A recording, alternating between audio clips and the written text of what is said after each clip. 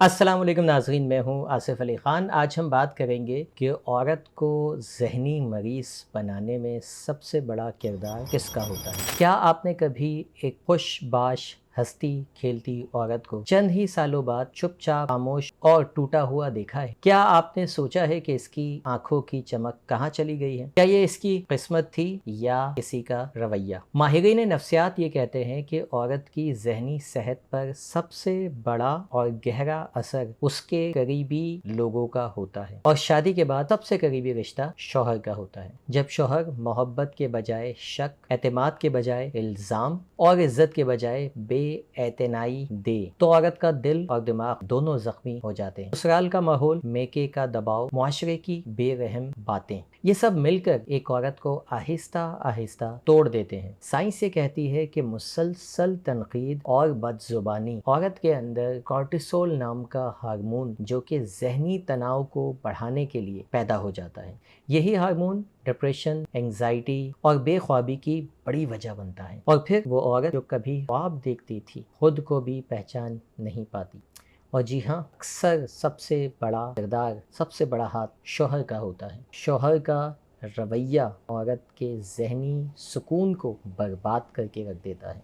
इसके बाद ससुराल का मजमूई माहौल, मैके की तवक्कात और मुआशरे की बेजा तनकीद, ये भी भरपूर किरदार अदा करते हैं। लेकिन ये बात भी याद रखिए कि हर बार कसूर दूसरे लोगों का नहीं होता। कभी औरत की अपनी मनफी सोच और माजी के जो ज़ख्म हैं, यानी चाइल्डहुड ट्रॉमास, वो भी जहनी सुकून को बर्बाद करने में अहम किरदार अदा करते हैं। अब इसका हल क्या है? अगर आप चाहते हैं कि औरत जहनी मरीज़ा ना बने, पुरसुकून रहे, तो हमें अपने घरों में इज्जत, एतमाद और मोहब्बत का माहौल बनाना होगा। शौहर को बीवी का सबसे बड़ा सहारा बनना होगा। घर के लोगों को सुनने वाला, समझने वाला बनना होगा। इसी तरह औरत को भी चाहिए कि वो अपनी जहनी सेहत को अहमियत, मैं कहता हूँ कि जब तक आप अपनी जहनी सेहत को अच्छा नहीं करेंगे, आप एक अच्छी तरबियत कैसे कर पाएंगे? कैसे मुमकिन होगा? लिहाजा इस चीज़ को अंडरस्टैंड करना बहुत ज़रूरी है कि मुझ में प्रॉब्लम है और मुझे इसको ठीक करना है। ये ख़वातीन को इस चीज़ को अंडरस्टैंड करना होगा। लिहाजा वक्त निकालिए, मस्बत सोच को अपनाइए, फिजिकल एक्टिविटीज़ के अंदर ज़्यादा से ज़्यादा को मशगूल रखिए, क्योंकि हमारा माइंड और हमारी बॉडी दोनों इंटरलिंक। जहनी सेहत को तरजीहात में, शुरू की तरजीहात में, अव्वल तरजीहात में